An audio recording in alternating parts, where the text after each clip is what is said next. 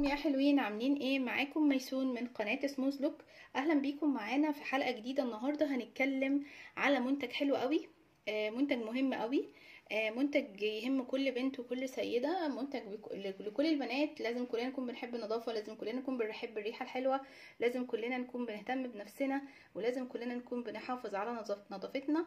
الحلقة لو مهمة بالنسبة لكم تابعوا معايا بقى الفيديو للآخر. بس الأول ما تنسوش تشتركوا في القناة، تفعلوا الجرس، تعملوا لايك وشير.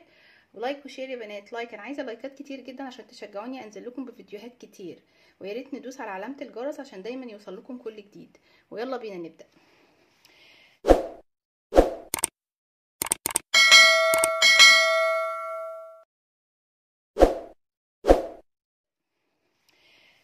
زي ما قلت لكم في اول حلقه هنتكلم عن بيزلاين، من شركه بيزلاين، اللي هو الرول اون ديودرانت. تمام.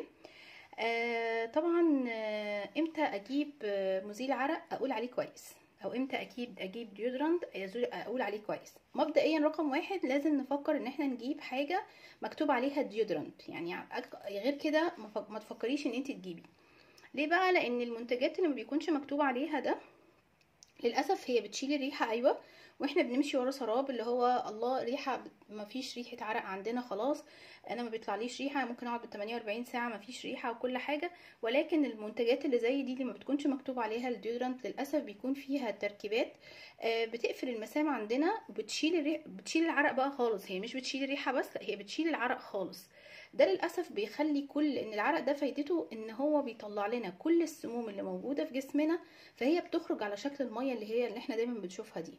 فكون ان انا اجيب حاجه تقفل المسام وتمنع السموم دي انها تخرج، ده معناه ان انا بحوش السموم دي جوه جسمي، ودي حاجه طبعا ربنا ما خلقناش كده، فدي حاجه مش صحيه خالص. انا دايما لازم احافظ على الطبيعه اللي ربنا خلقني بيها. تمام. فافرض انا بقى جبت حاجه زي كده واستخدمتها وشالت لي الريحه واتبسطت انا جدا، وطبعا ما طلعتليش علق ولا اي حاجه، وفي الاخر هيحصل للاسف سايد افكتس كتيره جدا وحاجات وحشه كتيره جدا. من ضمنها هتلاقي فيه كلاكيع وزي خراريج كده طلعت تحت الجلد ووجع فظيع ودمامل، وللاسف ده بيأثر بالسلب على الصحه. فانصحكم يا بنات لما تيجوا تجيبوا اي مزيل عرق تأكدوا جدا ان هو مكتوب عليه ديودرنت. تمام كده. دي نصيحة علشان خاطر محدش فينا يقع ويغلط الغلطة دي.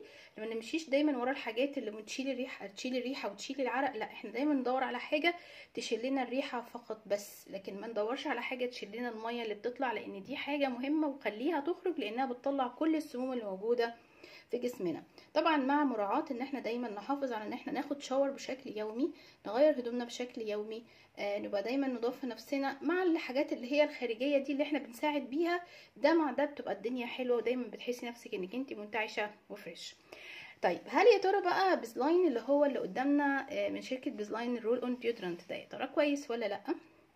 انا تجربتي الشخصيه هو مكتوب عليه رول اون مزيل رائحه العرق وتفتيح البشره، وهو ده مشهور بيها جدا ان هو بيفتح البشره. هو بيشيل ريحه العرق، ايوه طبعا، لكن ما بيمنعش التعرق خالص. انت بتعرقي عادي جدا، بيشيل الريحه، ممكن ما تحسيش ان في ريحه عرق طلعت لمده 48 ساعه، وهو مكتوب عليه كده بالفعل 48 ساعه. ولكن ريحته ما بتثبتش نهائي، يعني روايحه باختلافها. انا جربت الريحه اللي قدامكم اللي هو الاورنج ده، وجبت منه اللون الازرق، برضو فيه لون ازرق كده، كانت ريحته حلوه قوي كده زي نسيم البحر، فعلا ريحته حلوه خالص. ده ريحته تحسوا ان هو فواكه شويه، برضو ريحته حلوه وناعمه. لكن اقصى حاجه مجرد ما بتحطيه مفيش نص ساعه او ساعه ما بتشميهوش تاني، يعني هي دي مشكلته ان هو ما بيثبتش خالص. تمام. ولكن هو فعلا بيشيل ريحه العرق، يعني بيشيلها يعني تحسي انك انت نظيفه كده، وبتقعد فتره طويله، ما تضطريش ان انت تحطي، يعني مش كل شاور تاخديه تضطري انك انت تحطي منه، يعني ممكن تقعدي 3 4 ايام بنفكري انك انت تحطي، وممكن كمان المده تطول عن كده كمان، يعني اكتر من 48 ساعه. ده عن تجربتي الشخصيه. المكونات بتاعته هو في الاساسي بتاعه هو في حجر الشبة، ده اللي هو اللي بيشيل الروائح، الريحة، اي ريحة وحشة في الجسم. كمان في صمغ النحل، في الوفيرا. الالوفيرا دي من الحاجات اللي هي بتعتبر بتهدي بترطب، هو مناسب جدا للبشرة الحساسة طبعا، ودي حاجة مهمة قوي قوي قوي. كمان هو خالي من الكحول ومن الألمنيوم ومن البارابين، ودي حاجة برضو مهمة قوي قوي، لازم ان احنا نكون متأكدين منها واحنا بنشتري اي مزيل او اي ديودرنت، ان هو ما يكونش فيه ألمنيوم وما يكونش فيه كحول. ودي من الحاجات اللي هي موجودة في المنتجات التانية اللي انا كنت بقول لكم عليها في بداية الحلقة. خلاص. دي من اهم مكوناته والحاجات اللي مش موجودة في المنتج ده، علشان كده انا بقول ان هو حاجة من الحاجات اللي انا ارتحت لها جدا. انا جبت اللون ده، هو ما بيعملش لون ابيض خالص هو يعني المفروض ان هو لونه ابيض، ولكن ما بيعملش لون ابيض في الهدوم، يعني بيديكي اللي انت بتستخدميه بيديكي احساس الكريمي كده، ولكن ما بيعملش اللون ده في الهدوم. اللون التاني اللي انا كنت جايباه اللي هو الازرق، انا كنت بلاحظ ان هو بيعمل اللون ده في الهدوم، وبتتنقل الريحه بتاعته لريحه الهدوم بتاعتك، فتخلوا بالكم برضو من النقطه دي كويس. يعني هو في منه انواع كده وانواع كده، انا استخدمت الريحتين دول، وان شاء الله لما تخلص دي انا هجيب ريحه ثالثه وهعمل لكم عنها ريفيو برضو، هقارن دي بدي، الريحه دي بالريحه دي، وهقول لكم برضو انا ارتحت لانه ريحه اكتر، ولو كانت بتثبت ولا ما بتثبتش. ولكن دي ما بتثبتش خالص، هي مكتوب عليها ريحه اسمها جزر الباسيفيك. انا بصراحه يعني مش عارفه ايه الجزر الباسيفيك ده، بس هي ريحتها شويه زي ما قلت لكم كده، ريحه الفواكه، ريحتها حلوه وريحتها ناعمه. هنيجي بقى لنقطه التفتيح. انا ما لاحظتش بصراحه ان هو بيفتح خالص، بس هو ما بيغمقش.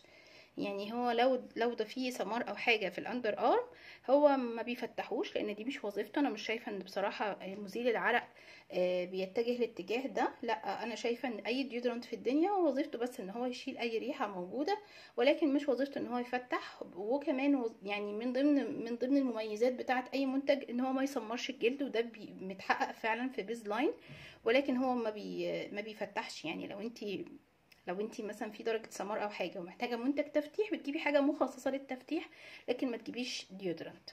خلاص. فانا بصراحه يعني تجربتي مع بيزلاين حبيته، يعني بنصح بيه البنات، بنصح بيه اي بنوته مقبله على الجواز. شكل العبوه بتاعتها مش وحشه، حلوه خالص. في حاجه مهمه برضو عايزه اوريها لكم، لان في منتجات كتير من بيزلاين للاسف مضروبه في السوق. طيب اعرف ازاي ان كان المنتج ده مضروب ولا لا؟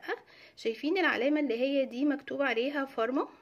العلامه دي مهم جدا جدا ان انتوا تدوروا على العلامه دي، ان هي موجوده على المنتج اللي انت بتجيبيه من بيزلاين. لان المنتج اللي مش مكتوب، اللي مش موجود عليه العلامه دي، تعرفوا ان هو متقلد، مضروب، ما بيبقاش اصلي. هي العلامه اللي هي فارما دي اللي انتوا شايفينها، دي اللي بتثبت لك ان المنتج اصلي. تمام كده.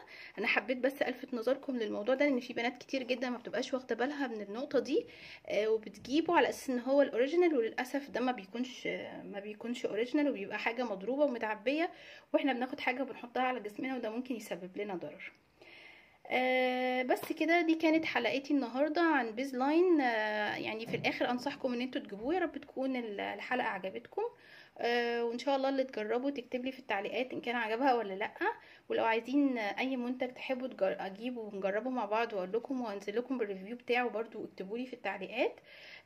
وان شاء الله اشوفكم في حلقه جديده، وباي باي.